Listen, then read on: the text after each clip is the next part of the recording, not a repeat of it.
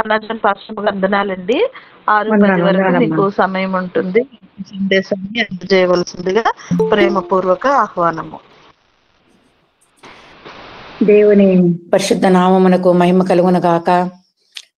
మరి లుకింగ్ అంటూ జీసస్ యేసు వైపు చూస్తున్న కార్యక్రమంలో ఉన్న మీ అందరికీ నా హృదయపూర్వక వందనాలు. దేవాతి దేవుడు మన అనుదిన జీవితంలో ఇంతవరకు మనల్ని ఆశ్చర్యకరంగా కాచి కాపాడి, ఒక్కొక్క దినము ఒక్కొక్క నెల కంటి పాపలు కాచి కాపాడి, ఆయన కృపలు మనందరిని భద్రపరిచి, ఒక్కొక్క దినము నూతన దినాన్ని చూడడానికి, ఆయన నామాన్ని కనపరచడానికి మనకందరికి ఇచ్చిన గొప్ప భాగ్యం కొరకు దేవాది దేవునికి వేలాది స్తుతి స్తోత్రములు చెల్లించుకుంటున్నాను. నిజమేనండి, ఇటువంటి భయంకర దినాలు మనం జీవిస్తుండగా అనుక్షణం ఆయన కాపుదలైన భద్రత దేవుడు మనకు దయచేసి ఆయన మనల్ని ఎంత ఆశ్చర్యకరంగా నడిపిస్తున్నాడంటే, అందుకే మనము కీర్తనల గ్రంథము 90వ అధ్యాయము 14వ వచనములో, ఉదయమున నీ కృపతో మమ్మల్ని తృప్తిపరచము, అప్పుడు మేము మా దినములన్నీ ఉత్సహించి సంతోషించేదము. ఉదయమున నీ కృపతో మమ్మల్ని తృప్తిపరచము. నిజమేనండి, ప్రతి దినము ఆయన కాపుదల, ఆయన కృప ఉంటేనే మనం ఈ లోకములో మనం సంతోషముగా, యథార్థంగా, నీతిగా మనము జీవించగలము. కాబట్టి ప్రతి దినం జీవాధిపతి అయిన దేవుని నామాన్ని మనం గణపరుస్తూ ఇంకా ఎక్కువగా ఆయన రక్షణ పాత్రతో, ఆయన మనకి ఇచ్చిన రక్షణ పాత్రతో మనం ఎల్లప్పుడూ దేవుని నామాన్ని గణపరుస్తూ మన దినములన్నీ ఉత్సహించి సంతోషించాలంటే ఆయన కృప మాత్రమే, ఇంకా వేరే ఏమి లేదండి ఇటువంటి లోకంలో మనం జీవించడానికి. కాబట్టి ఆ కృప అనే మాట 2 అక్షరాలైనా కూడా దాంట్లో ఎంతో సత్యము, ఎంతో లోతు, ఎంతో విలువైన మాట. అది ఒక్క యేసు ప్రభు ద్వారానే మనం పొందుకోగలం, కానీ అది ఎక్కడికి పోయినా మనకి దొరకదు. కాబట్టి ఎల్లప్పుడు రక్షణ పాత్రతో మనం ఆయన చేసిన మేలు తలపోసుకుని ఇంకా ఎక్కువగా ఆయన నామాన్ని కనపరిచే భాగ్యాన్ని పరిశుద్ధాత్మ దేవుడు మనకు అందరికీ దయచేస్తాడండి.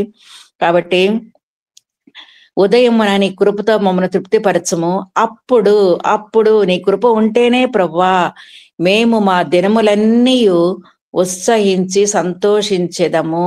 నిజమే నాయనా, నిజమే ప్రభువా నాయనా, అప్పుడు నీ కృప ఉంటేనే తండ్రి మా దినములన్నీ మేము ఉత్సహించి సంతోషిస్తాము. కాబట్టి ఇదే మనము చూసినట్లయితే అపోస్తల కార్యము 4వ అధ్యాయము 33వ వచనములో, దైవ కృప అందరి యందు అధికముగా ఉండెను. దైవ కృప అందరికీ, ఏ దేశమైనా, ఏ మానవుడైనా, ఏ జాతి అయినా, ప్రతి మానవుడికి దైవ కృప అందరి యందు అధికముగా ఉండెను. నిజమేనండి, అందరి యందు దేవుడు అందరిని ప్రేమించేవాడు, అందరి కొరకు తన ప్రాణాన్ని పెట్టాడు. కాబట్టి అటువంటి గొప్ప దేవుడు ఆయన కృపను అందరికీ ఆయన మనకి ఉచితముగా ఆయన మనకి దయచేశాడండి. దైవ కృప అందరి యందు అధికముగా ఉండెను. మరి ఈరోజు దైవ వాక్యము ఏమి చెప్పాలో ప్రభువా అని దేవుని పాదాలు పట్టుకున్నప్పుడు మరి దేవుడు తెలియని రీతిగా ఒక మంచి మెసేజ్ ని దయచేశాడు. మరి అది తెలుగులో కరెక్ట్ అయిన ట్రాన్స్లేషన్ నాకు తెలియదు, కానీ ఇంగ్లీష్ లో అందరికీ తెలిసిన పదాలే 3 పదాలు: అటాచ్మెంట్, డిటాచ్మెంట్, కమిట్మెంట్. అటాచ్మెంట్ అంటే మనకందరికీ రైల్వే పెట్టెల గురించి మనకు తెలుసు. ముందు భాగంలో ఇంజిన్ ఉంటది, దాని వెనకాల భాగంలో అంతా ఎన్నో కోచెస్, ఎన్నో కంపార్ట్మెంట్స్ ఉంటాయి. కానీ ముందు మాత్రమే ఇంజిన్ ఉంటది. ఎక్కడ ఏ ట్రైన్కి కూడా ఇంజిన్ వెనకాల ఉండదు, ముందు భాగంలోనే ఇంజిన్ ఉంటది. అది అటాచ్మెంట్. డిటాచ్మెంట్ అంటే ఆ ట్రైన్లో ఏదన్నా ఒక్క కంపార్ట్మెంట్ కానీ దూరం అయిపోతే, లేకపోతే అది కనెక్ట్ కాకుండా విడిపోతే చాలా గొప్ప ప్రమాదము. మూడవదిగా కమిట్మెంట్. ఎలాగ మనము మన జీవితాలని ఎలాగ దేవునికి మనము కమిట్ చేసుకోవాలా. కాబట్టి ఈ 3 విషయాల గురించి చెప్పాలని ఆశపడుతున్నానండి. మొట్టమొదటిగా అటాచ్మెంట్. ఈ ట్రైన్లో మనం ఎక్కినప్పుడు మనం ఏం చేస్తామంటే టికెట్లు కొనుక్కొని మనకి స్థలంలో కరెక్ట్ గా మనకి ఎక్కడ అలాట్ అయిందో ఆ కంపార్ట్మెంట్ కొరకు మనం వెతికి అక్కడ పోయి సురక్షితంగా కూర్చుంటాము. కూర్చున్న వెంటనే మన సామాను మనం సర్దుకుంటాము, కానీ అయ్యో ఎవరెవరు ఏ ఊరికి వెళ్తున్నారు, ఎక్కడికి వెళ్తున్నారు, ఎక్కడ దిగాల, ఇంకా దేని గురించి మనం ఆలోచించము. ముందు మనం ఎక్కడ దిగాల, ఏ టైంలో దిగాల, దాని గురించే మనము ఆలోచిస్తామండి. కానీ ఆ ట్రైన్లో ఎన్నో కంపార్ట్మెంట్స్ ఉంటాయి. జనరల్ కంపార్ట్మెంట్ అని, లేడీస్ కంపార్ట్మెంట్ అని, ఇంకా కూలీలకని, లేబరర్స్ కానీ ఇంకా చాలా కంపార్ట్మెంట్స్ ఉంటాయి. అవన్నీ ఎక్కడెక్కడికి పోయినా కూడా, ఎవరెవరు ఎక్కినా కూడా ప్రతిదీ ఆ ఇంజిన్కే కనెక్ట్ అయి ఉంటాయి. కాబట్టి ఇక్కడ మనం ఈరోజు మనం చూసినట్లయితే ట్రైన్ ఎక్కిన తర్వాత అది కరెక్ట్ అయిన గమ్యస్థానానికి మనల్ని చేరుస్తుంది. కాబట్టి మనం ప్రయాణం చేసేటప్పుడు ఆ ఇంజన్ లో ఒక డ్రైవరు, ఒక అసిస్టెంట్ డ్రైవరు ఇద్దరే ఉంటారు. వాళ్ళు కరెక్ట్ అయిన టైంకి మనం స్టార్ట్ చేసి కరెక్ట్ అయిన టైంకి మనల్ని అక్కడ ప్రతి స్టేషన్ లో మనల్ని అక్కడ దింపుతారండి. దిగవలసిన గమ్యస్థానానికి మనల్ని చేరుస్తారు. అలాగే మనము కూడా మన జీవితంలో ఎల్లప్పుడూ మన ముందు ఉన్న ఆ సృష్టికర్తని మనం గుర్తు చేసుకుంటేనే, ఆయన మీద సంపూర్ణంగా ఆధారపడితేనే, ఆయనందు మనము విశ్వాసము కలిగి ఉంటేనే కరెక్ట్ అయిన గమ్యస్థానానికి మనం చేరగలమండి. అదే అటాచ్మెంట్. కాబట్టి పాత నిబంధన గ్రంథంలో మనము చూసినట్లయితే ఇశ్రాయేలు ప్రజలు ఆరిన నేలను, సముద్ర మధ్యమున ఆ నీళ్లు వారికి కుడి ప్రక్కనను ఎడమ ప్రక్కనను గోడ వలె ఉండెను. ఐగుప్తుల చేతిలో నుండి ఇశ్రాయేలును రక్షించెను. కాబట్టి మనల్ని నడిపే ప్రభువు రాత్రి అంతయు బలమైన తూర్పు గాలి చేత సముద్రమును తొలగించి, రాత్రి అంతయు బలమైన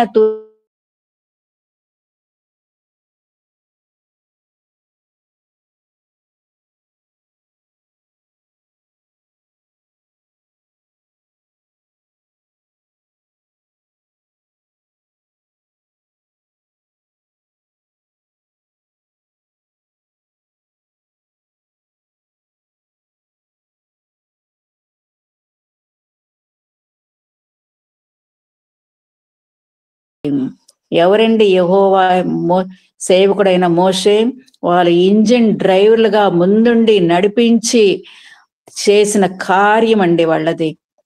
మరి దేవుడైన యెహోవా మోషేని ఎన్నుకున్నాడు. ఆ మోషే ద్వారా మరి అంత కాల్బలాన్ని, 6 లక్షల కాల్బలాన్ని అంత సురక్షితంగా మరి ఆ ఎర్ర సముద్రాన్ని దాటగలిగే పరిస్థితి మరి దేవుడు చూపించాడండి. కాబట్టి ముందుండి వాళ్ళు ఆ కార్యాన్ని చేశారు. కాబట్టే ఆ యొక్క రాత్రంతా వాళ్ళు దేవాది దేవుడు రాత్రంతా బలమైన తూర్పు గాలిని తొలగించినాడు. కాబట్టి ఆరిన నేలగా చేశాడు. కాబట్టి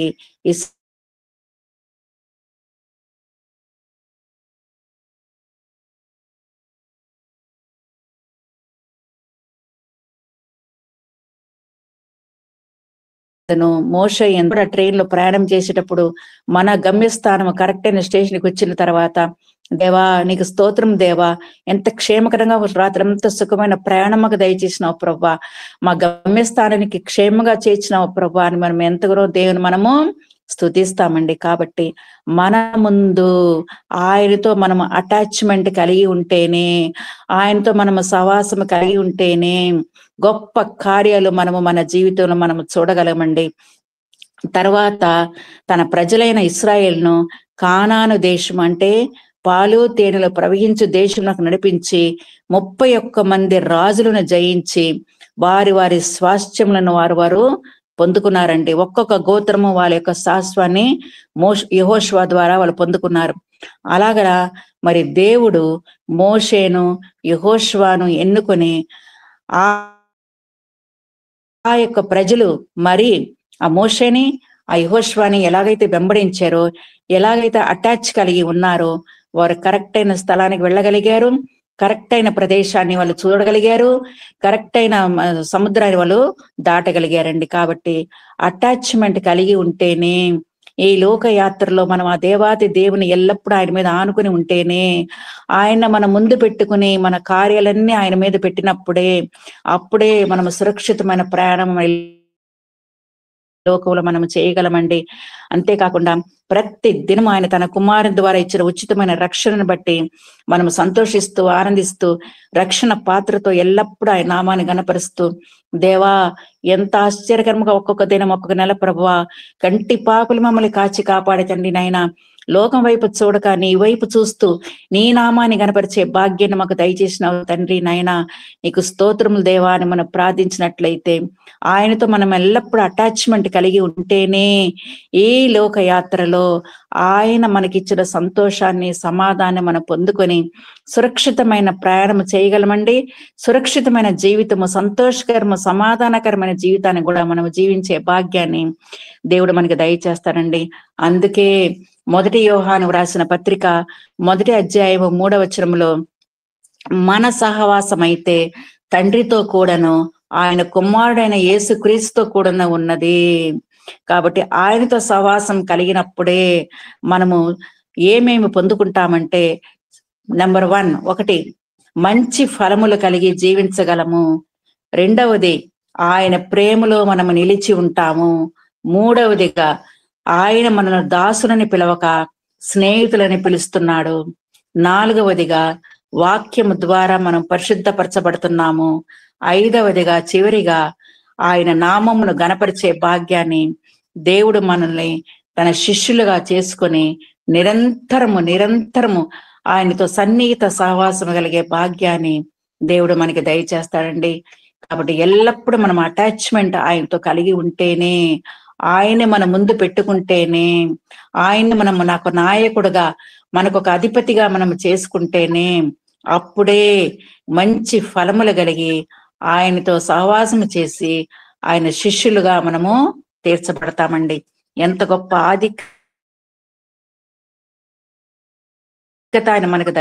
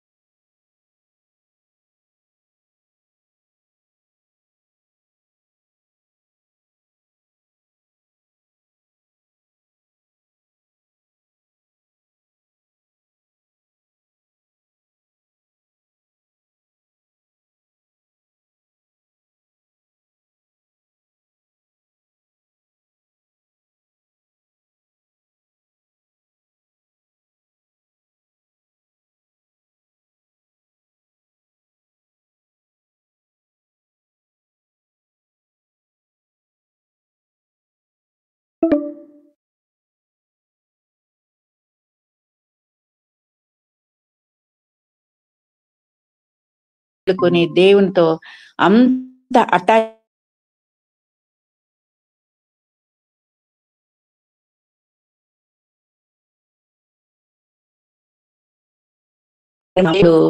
దేనికి శిల్పియు నిర్మాణకుడై ఉన్నాడో ఆ పునాదులు గల పట్టణము ఎదురు చూచుచుండెను.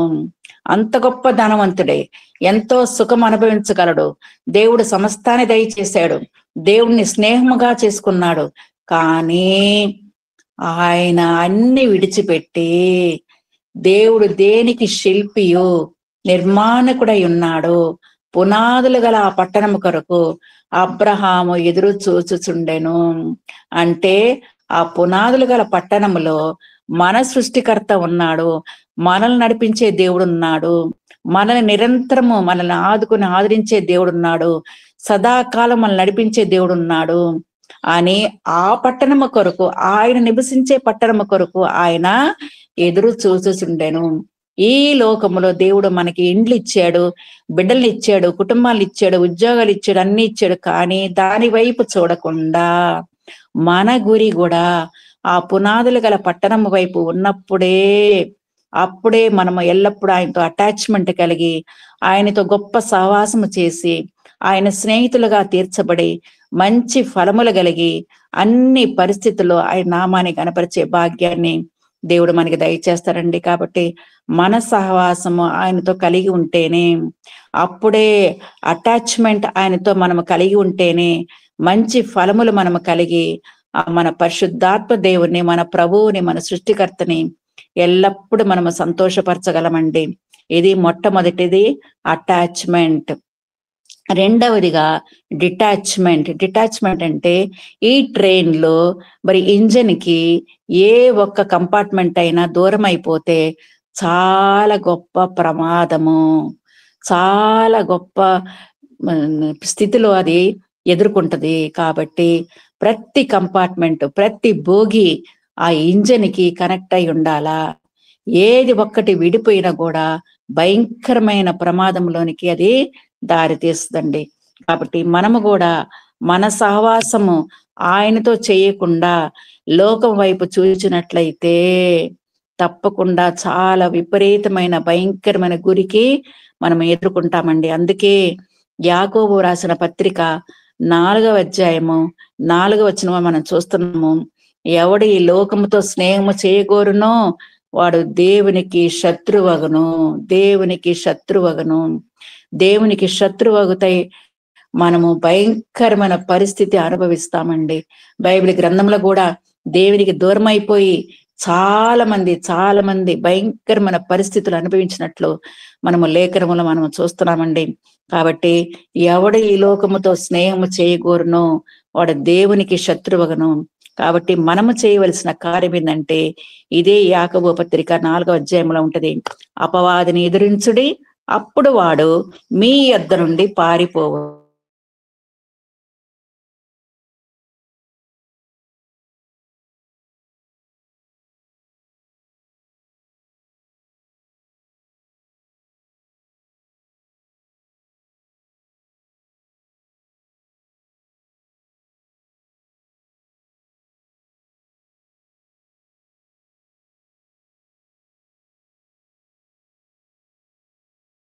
పారిపోనని చెప్పిన వెంటనే ఒక మాట, దేవుని యొద్దకు రండి, అప్పుడు ఆయన మీ యొద్దకు వచ్చును. నిజమేనండి. ఆయన పాదాలు పట్టుకుంటేనే, ఆయన దగ్గరికి వస్తేనే, ఆయన మనం ఆశ్రయిస్తేనే, ఆయన చేసిన మేళ్ళన్నీ మనం ప్రతి దినము తలపోసుకుని ఆయనతో మనము సన్నిహిత సహవాసం కలిగి ఉంటేనే అప్పుడే ఆయన మన దగ్గరికి వస్తాడు. అయ్యో, నా బిడ్డ చేసిన ప్రార్థనలు వినాలా, నా బిడ్డ చేసిన మొరలు నేను ఆలకించాలా, నా బిడ్డకి నేను సమీపంగా జీవించాలా, ఆమె కోరికలు సిద్ధింపజేయాలా, ఆమె ప్రయాణమంతట్లో తోడుగా ఉండాలా, ఎక్కడికి నడిపించవాలనో ఎలాగ నడిపించవాలనో ఆమె నడిపించాలా అని దేవుని యొక్క కనుదృష్టి ఎల్లప్పుడూ రండి తన బిడ్డల మీద ఉంటదండి. కాబట్టి దేవుని యొద్దకు రండి, అప్పుడు ఆయన మీ యొద్దకు వచ్చును. కాబట్టి మనము ఆయనకి దూరంగా జీవిస్తే ఏం జరుగుతుందండి? యోహాను రాసిన పత్రిక 14:15 అధ్యాయంలో మనకందరికీ తెలుసు. ఆయనకు దూరంగా జీవిస్తే ఫలింపని ప్రతి తీగను ఆయన తీసి పారవేయను. ఫలింపని ప్రతి తీగను. అటాచ్మెంట్ కలిగి ఉంటేనేమో మనం మంచి ఫలములు కలిగి ఉంటాము.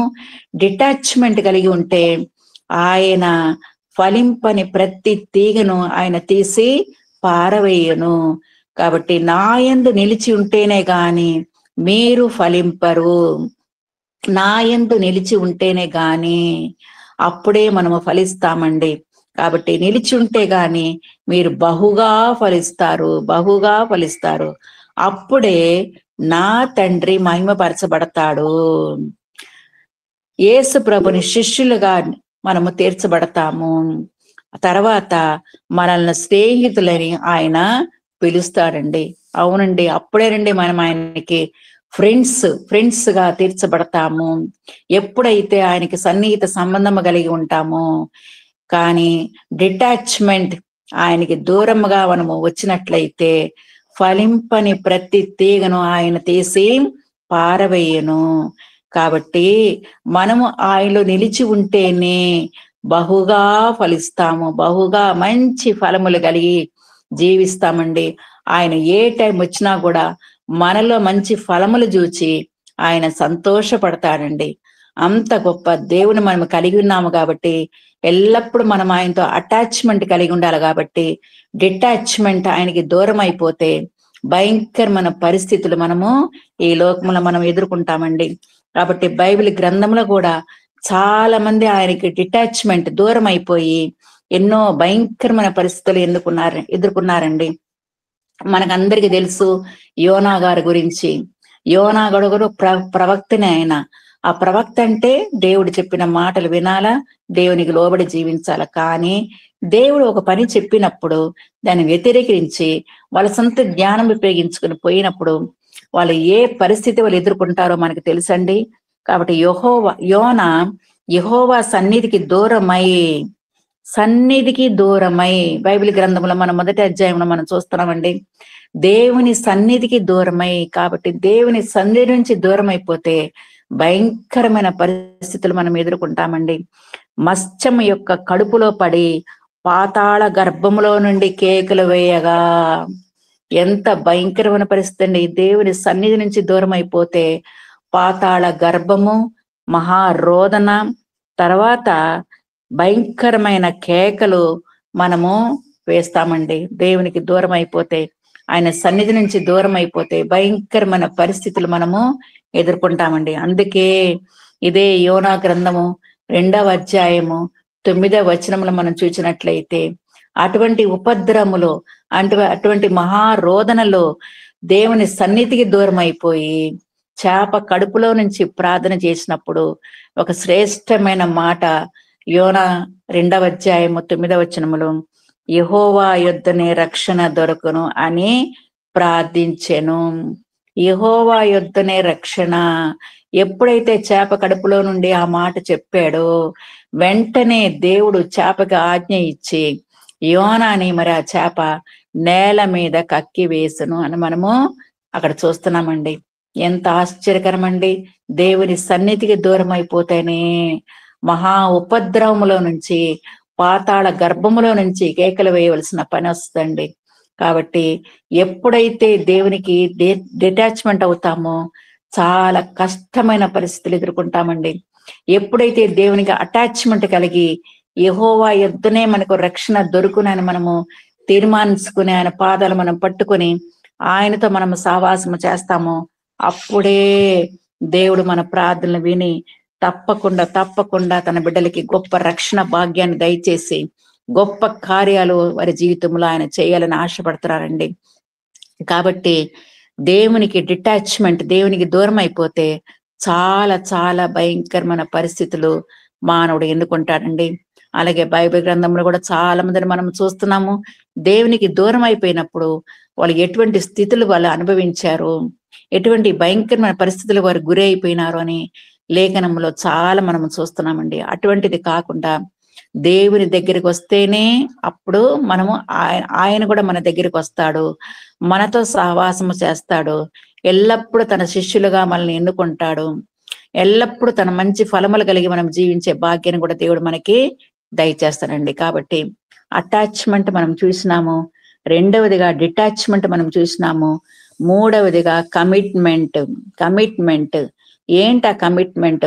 ఎందుకు కమిట్మెంట్ చేసుకోవాలా, ఎందుకు తీర్మానము చేసుకోవాలా, తీర్మానం చేసుకోవడం వలన దేవుని మనకు వచ్చే లాభాలు ఏంటి అని మనం చూసినట్లయితే, మనం ఎవరండి? ఆయన రూపములో ఆయన పోలికలో చేయబడిన వారమండి మనం అందరము. కాబట్టి మనము దేవుని ఆలయము కాబట్టి మనం పరిశుద్ధంగా జీవిస్తున్నాము. ఆయన సర్వ సృష్టిని మనం కలిగి ఉన్నాము, సృష్టికర్తను మనం కలిగి ఉన్నాము, ఆయన్ని మనము గణపరుస్తున్నాము. కాబట్టి దేవుడు మనం ఒక ఆలయముగా తీర్చాడండి. ఈ ఆలయములో ఆయన ఉండాలని ఆశపడుతున్నానండి. ఆయన ఈ ఆలయంలో ఉండి నివసించినప్పుడు అప్పుడే మన ప్రార్థనలు వింటాడు. మనకి తగిన సమయంలో ఆయన చేయవలసిన గొప్ప కార్యాలు తన బిడ్డల విషయంలో ఆయన చేస్తారండి. కాబట్టి ఆయన తన బిడ్డల విషయంలో తన నిబంధనలను స్థిరపరచువాడు. మరి ఆది కాండములో మనం చూసినట్లయితే ఈ సృష్టికర్త కూడా, అయ్యో నేను నరులను చేసినందుకు నేను సంతాపపడుచున్నాను అని చెప్పాడండి. సంతాపపడుచున్నాను, తన రూపంలో తన పోలికలో ఆయన చేసుకున్నాడండి. చేసుకున్న తర్వాత కూడా మనుషులందరిని చూసి ఆయన ఎంతో సంతోషపడినప్పుడు కూడా ఆయన ఆది కాండము 6వ అధ్యాయంలో చూసినట్లయితే మనము నేను నరులను సృష్టించినందుకు సంతాపపడుచున్నాను అని చెప్పి, ఇదే ఆది కాండము 6వ అధ్యాయము 7వ వచనం రాగానే వెంటనే 8వ వచనం రాగానే అయితే నోవాహు యెహోవా దృష్టి యందు కృప పొందిన వాడాయను, నీతిపరుడను, తన తరముల్లో నిందారహితుడని ఉండెను. నోవాహు దేవునితో నడిచిన వాడు. ఎంత అద్భుతమండి! నరులను సృష్టించినందుకు నేను సంతాపపడుతున్నానని చెప్పిన ఆ దేవుడు మరి వెంటనే అదే నెక్స్ట్ వచనం రాగానే యెహోవా దృష్టి యందు కృప పొందిన వాడాయను. నిజమేనండి, ఎవరైతే దేవునితో అటాచ్మెంట్ కలిగి ఉంటారో అప్పుడే దేవుడు గొప్ప కార్యాలు వాళ్ళ జీవితంలో చేయగలని ఆశపడతానండి. అంతేకాకుండా ఈ తరము వారిలో ఎంతో మందిని దేవుడు సృష్టించాడండి. ఎన్నో తరాలు తరాలు తరాలు మనం చూస్తున్నాము. వాళ్ళు కన్నారు, వీళ్ళు కన్నారు, అంతమంది బిడ్డలు, ఇంతమంది బిడ్డలని ఆది కాండంలో మనం చూస్తున్నామండి. కానీ అటువంటి తరములో కూడా ఈ ఒక్క నోవాహు మాత్రమే దేవుని దృష్టిలో కృప పొందుకున్నాడు, నీతిపరుడుగా జీవించాడు, తన తరముల్లో నిందారహితుడై ఉండినట్లు కూడా దేవుడు చూచాడు. దేవునితో నడిచిన కృపను కూడా దేవుడు నోవాకి దయచేశాడండి. మనము కూడా ఇటువంటి కలుషితమైన లోకంలో మనం జీవిస్తున్నప్పుడు మన కమిట్మెంట్ ఎలాగ ఉండాలండి?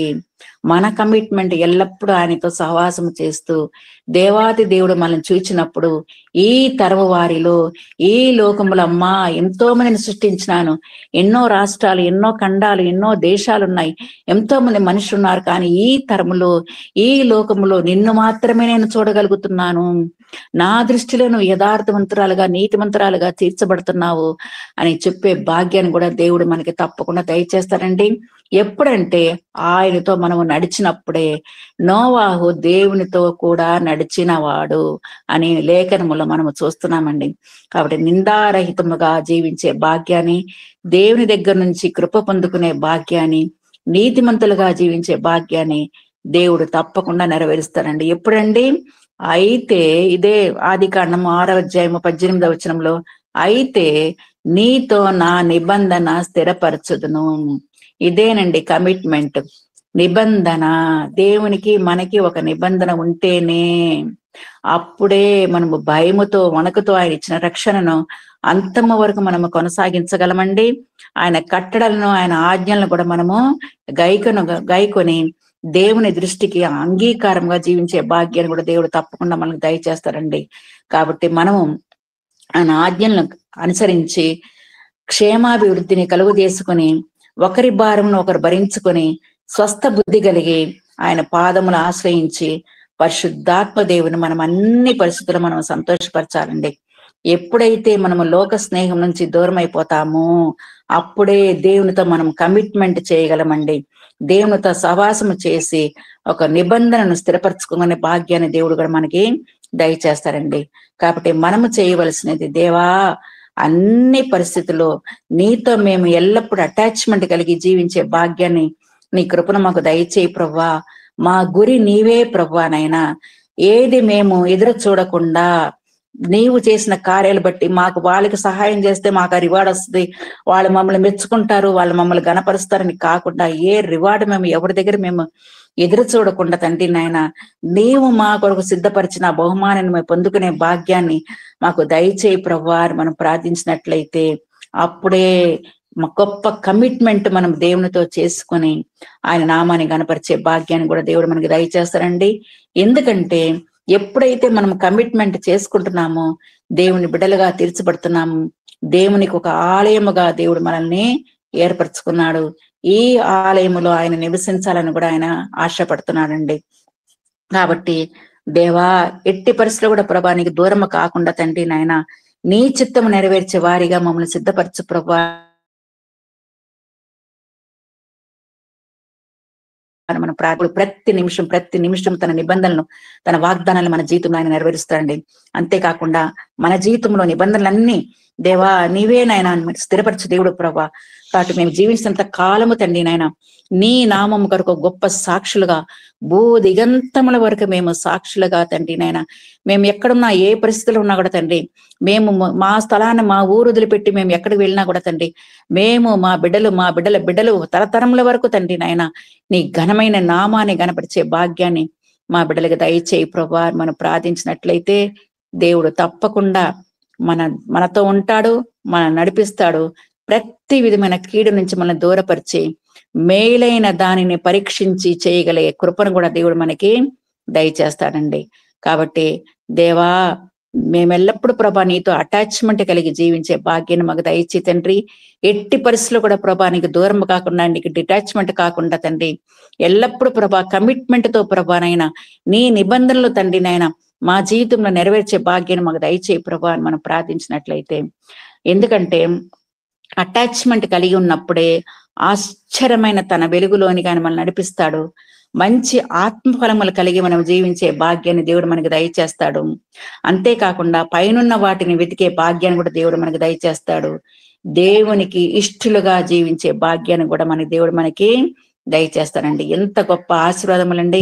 ఆయనతో మనం అటాచ్మెంట్ కలిగి ఉన్నప్పుడే ఎన్ని మనం పొందుకుంటామండి. ఆశ్చర్యమైన తన వెలుగులోని మనం నడిపిస్తాడు.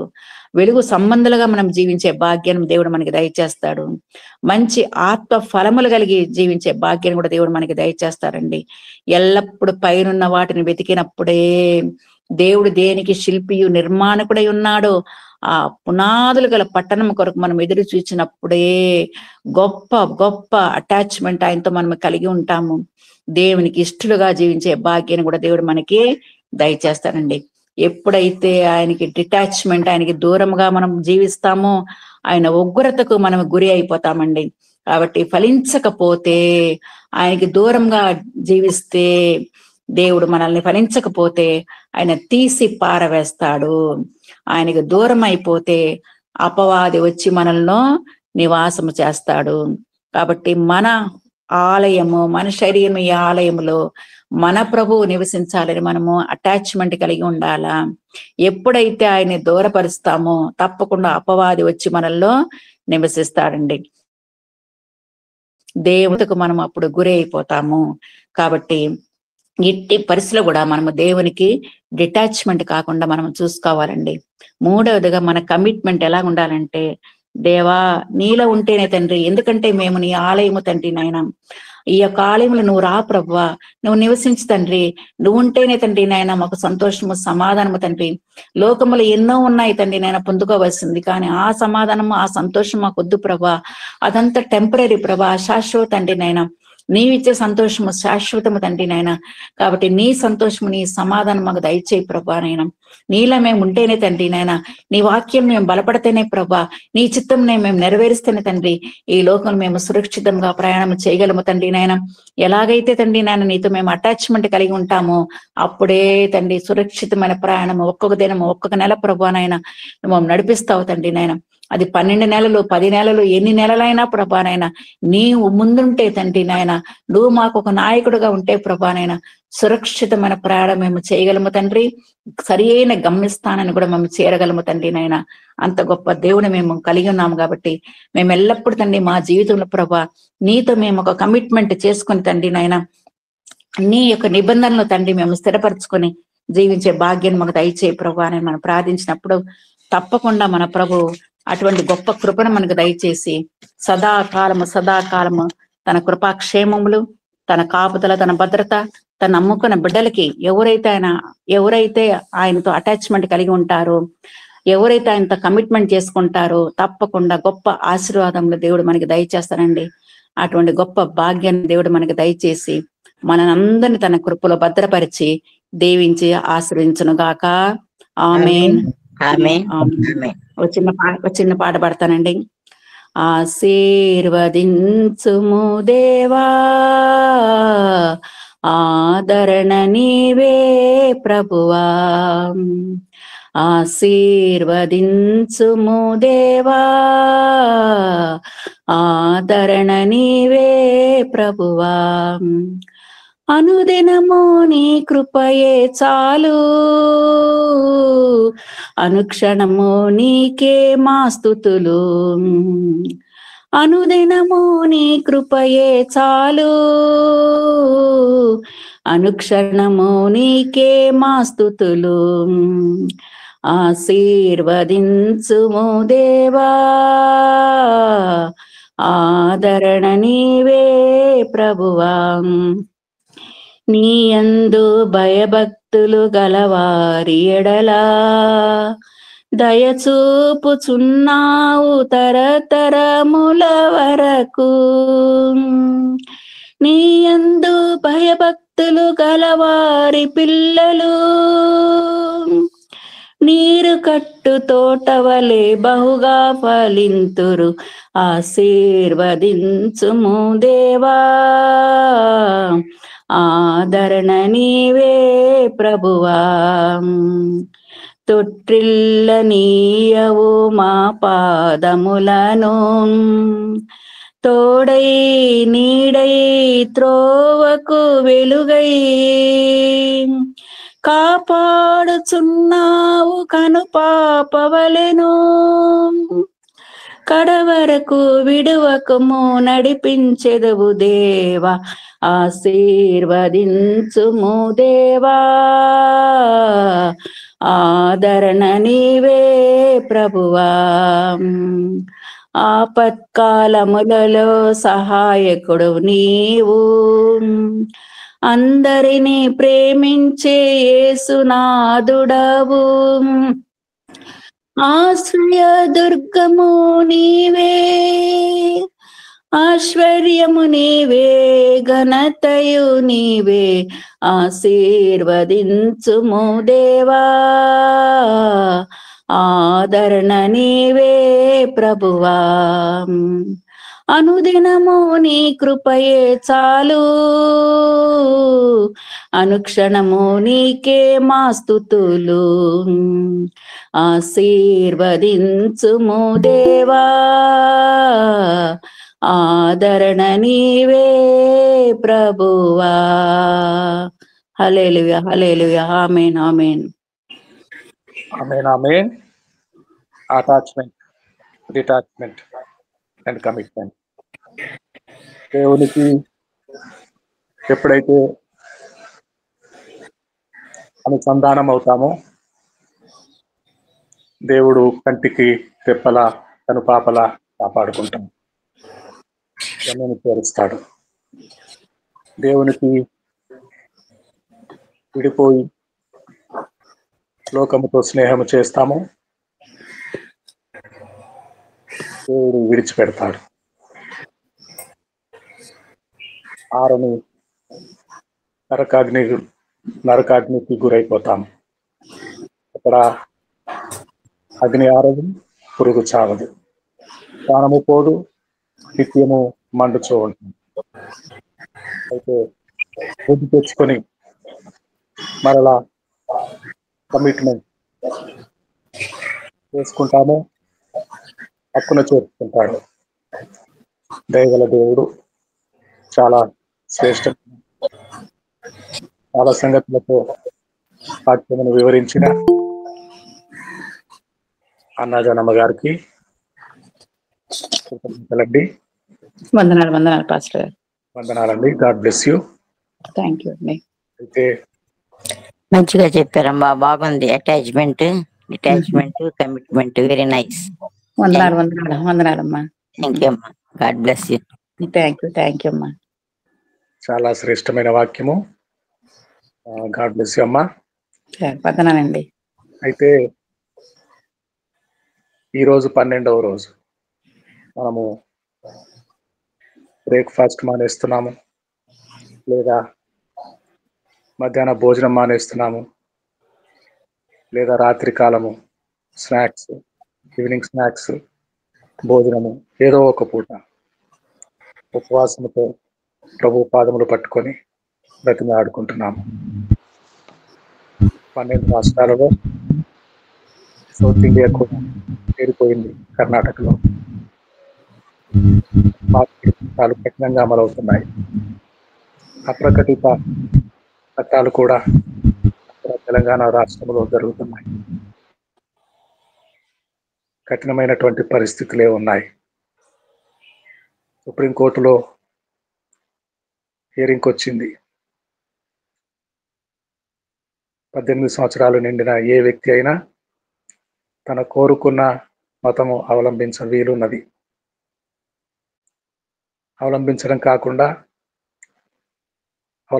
మాత్రమే కాకుండా ప్రచారం కూడా చేసుకునే హక్కు రాజ్యాంగం కల్పించింది. మనకు ఇవ్వబడిన హక్కుల కొరకే మనం ప్రార్థన చేస్తున్నాం, దేవుని సన్నిధిలో పోరాడుతున్నాం.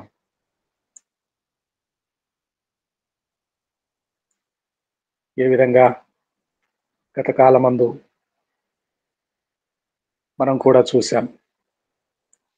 20 years, 30 years, 25 years క్రితం వరకు ఒక సేవకుడు ఏదైనా ఊరిలో ఆహ్వానించబడితే ఆ ఊరికి మాత్రమే కాకుండా పొరుగురుకు కూడా